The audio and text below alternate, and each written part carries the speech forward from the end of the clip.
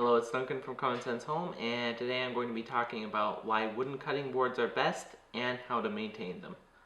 Wooden cutting boards are best because they are antimicrobial.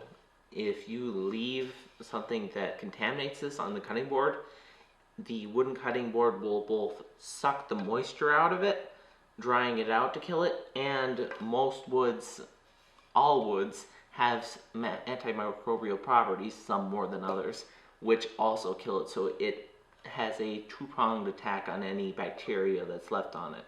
There was one study where they compared plastic cutting boards to wooden cutting boards, and they could not recover any bacteria on the cutting board after their sample was left overnight.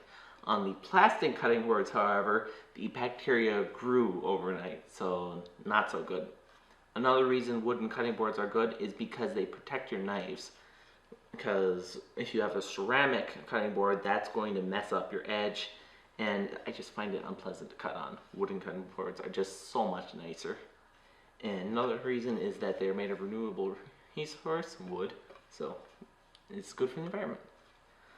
And for maintenance, you're going to want some sort of mineral oil. We use Boo's Block oil. I have an affiliate link in the post. And all you're going to need to do is just squirt some of that on there and wipe it around. I like to do our oiling on a big cutting board. In this particular case, this entire counter is a cutting board, which is helpful for oiling everything else, because if you have any oil that spills, it just goes onto the other cutting board, which you have to oil anyway. So I'm just going to rub that on there with the old sock. You have plenty of those.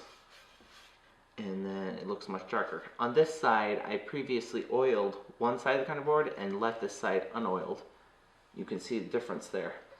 The reason why you want to oil a cutting board is because it keeps the wood from drying out completely. When your wood dries out too much, the cutting board is going to crack and it'll trash it.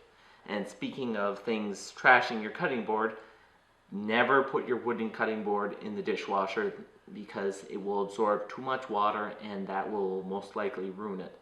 The reason why is the same porous quality that helps it against bacteria also makes it so when you soak it, the wooden cutting board is going to fall apart on you, so do not soak it for good health of your cutting board. You want to just put it in the sink quick and scrub it off, and then immediately set it in a drying rack to dry out, or dry it off and put away. Never let it soak. I'm just going to repeat that because it's so important. Do not soak your cutting board, okay? Okay. Moving on.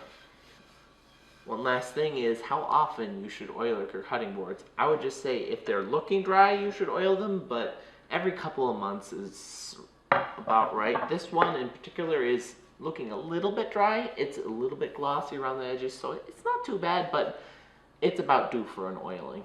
I would say just keep an eye on your cutting boards, but during the winter they tend to get drier faster because the air is drier, but it varies by household.